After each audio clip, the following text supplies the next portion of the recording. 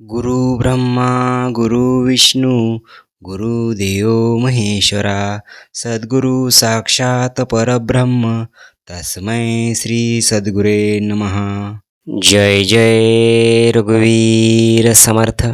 श्रीमतदासबोध दशक 18वा बहुजिनसी समास दुसरा सर्वज्ञ संग निरूपण नाम श्रीराम समर्थ।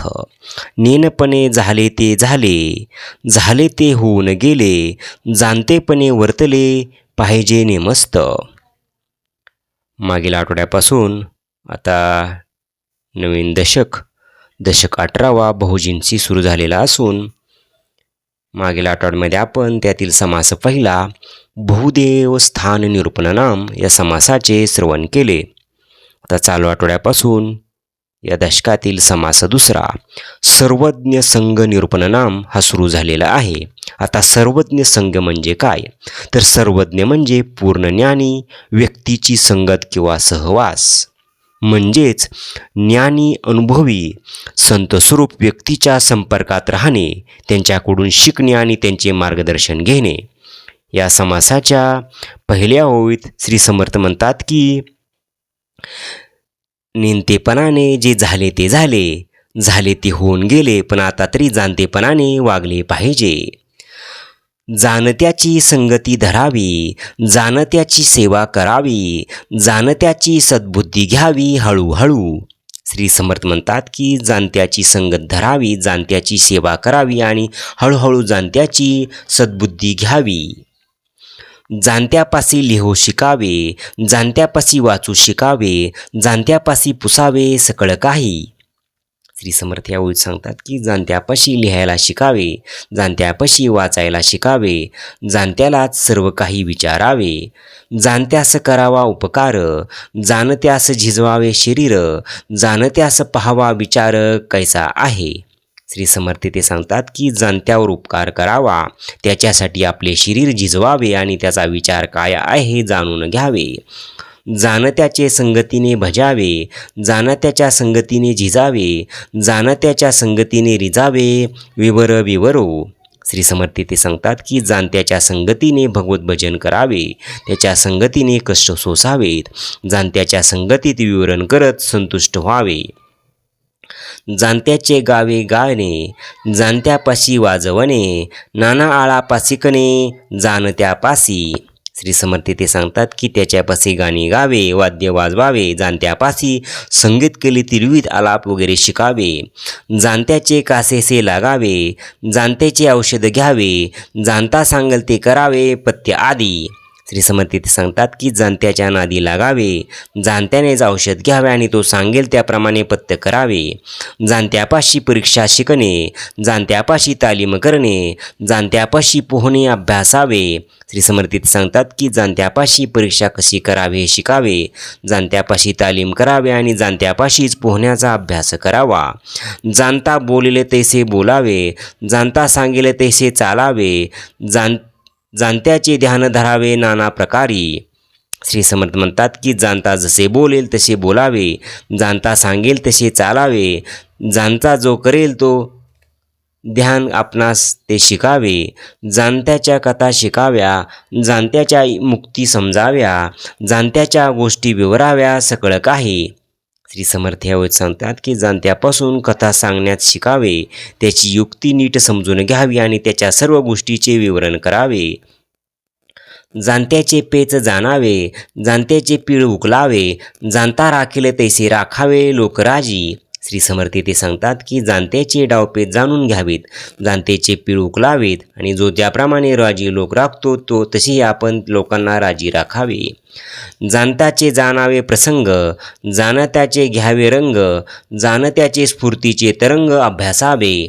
श्री समर्थ ते सांगतात की जाणता माणूस कुठल्या प्रसंगात कसा वागतो ते जाणून घ्यावे, जाणता रामरंगात जसा रंगून जातो तसे आपण रंगून जावे, जाणत्याच्या स्फूर्तीचे सर्व साहित्याचा अभ्यास करावा, जाणत्याचा आक्षेप घ्यावा, जाणत्याचा तर्क जाणावा, जाणत्याचा उल्लेख समजावा न बोलताची।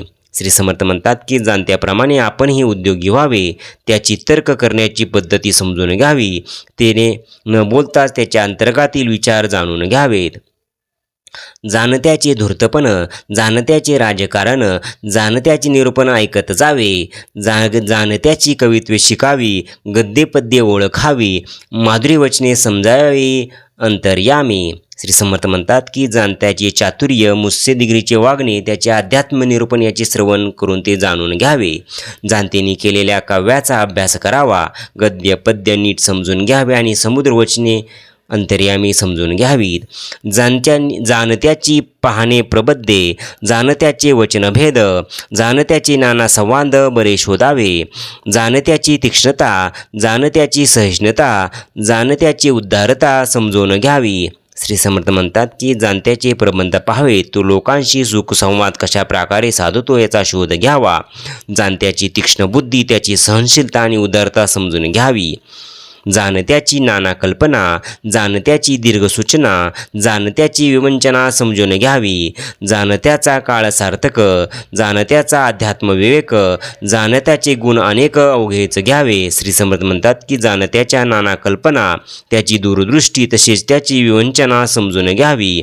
जाणता आपल्या काळाचे सार्थक कसे करतो, त्याची अध्यात्म विवेक समजून घेण्याची पद्धती, त्यानुसार त्याच्या आचरणाने आणखी काही गुण आपण आत्मसात करावेत. जाणत्याचा भक्तिमार्ग, जाणत्याचा वैराग्ययोग्य, जाणत्याचा अवघा प्रसंग समजून घ्यावा. जाणत्याचे पाहावे ज्ञान, जाणत्याचे शिकावे ध्यान, जाणत्याचे सूक्ष्मचिन्ह समजून घ्यावे. श्री समर्थ ते सांगतात की जाणत्याचा भक्तिमार्ग, त्याचा वैराग्ययोग ऐकून त्याचे सर्व चरित्र आपण जाणून घ्यावे. जाणत्याचे ज्ञान पाहणे, त्याच्याकडून ध्यानयोग शिकावा, त्याच्या ठिकाणी सूक्ष्म खुणाही समजून घ्यावा. जाणत्याचे अलिप्तपण, जाणत्याचे विदेही लक्षण, जाणत्याचे ब्रह्मनिरूपण समजून घ्यावे. जाणता एक अंतरात्मा, त्याचा काय सांगो महिमा, विद्या कळा गुणसीमा कोणे करावी. श्री समर्थ ते सांगतात की जाणत्याचे अलिप्तपण, विदेह लक्षण आणि ब्रह्मविरून समजून घ्यावे. खरे तर एक अंतरात्मा एकच जाणता आहे, त्याचा महिमा किती वर्णन कोण सांगणार. त्याच्या ठिकाणी असलेल्या अमर्याद विद्या, कला आणि गुण याचे वर्णन कोण करू शकेल. परमेश्वराचे गुणानुवाद, अखंड करावा संवाद, तेने करता आनंद उदंड होतो. श्री समर्थ म्हणतात की परमेश्वराच्या गुणानुवादाचे वर्णन परस्परापरदे अखंड करून संवाद साधावा, त्यामुळे उदंड आनंद होतो. परमेश्वरे निर्मिली ते अखंड दृष्टी सपडते, विवरू समजावे ते विवेके जनी. श्री समर्थ ते म्हणतात की जे जे परमेश्वराने निर्माण केले ते सतत आपल्या दृष्टीस पडत असते. विवेकी लोकांना वारंवार निरूपण करून त्याचे खरे स्वरूप जाणून घ्यावे.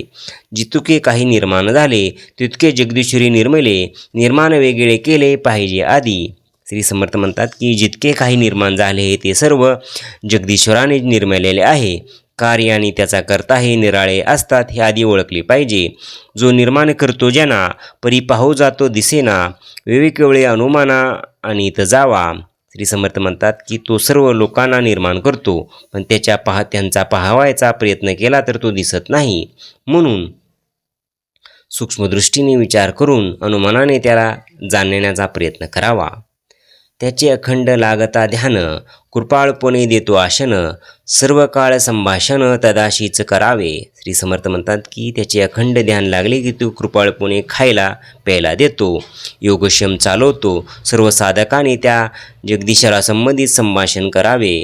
ध्यान धरीना तो अभक्त, ध्यान धरील तो भक्त, संसारापासून मुक्त भक्त असं करी. श्री समर्थ ते सांगतात की जो सतत अनुसंधान करतो, ध्यान धरतो तो भक्त जाणावा. जो ध्यान धरत नाही तो अभक्त जाणावा. त्याचे ध्यान धरले असता तो ध्यान करणाऱ्या भक्ताला संसारातून मुक्त करतो. उपासनेचे शेवटी देवा भक्ता अखंड भेटी, अनुभवी जाणेल गोष्टी प्रत्ययाची. श्री समर्थ शेवटी म्हणतात की उपासनेच्या शेवटी म्हणजे उपासकाचा वेगळेपणाचा भाव नष्ट होतो, अर्थात त्याची आत्म्याशी पूर्ण तादात्म्य होतो. तेव्हा देवाची आणि भक्ताची अखंड भेट होते. या अनुभवाच्या गोष्टी अनुभवीत जाणतो. इति श्रीदासबोधे गुरु शिष्य संवादे सर्वज्ञ संघ निरूपण नाम समास दुसरा. जय जय रघुवीर समर्थ.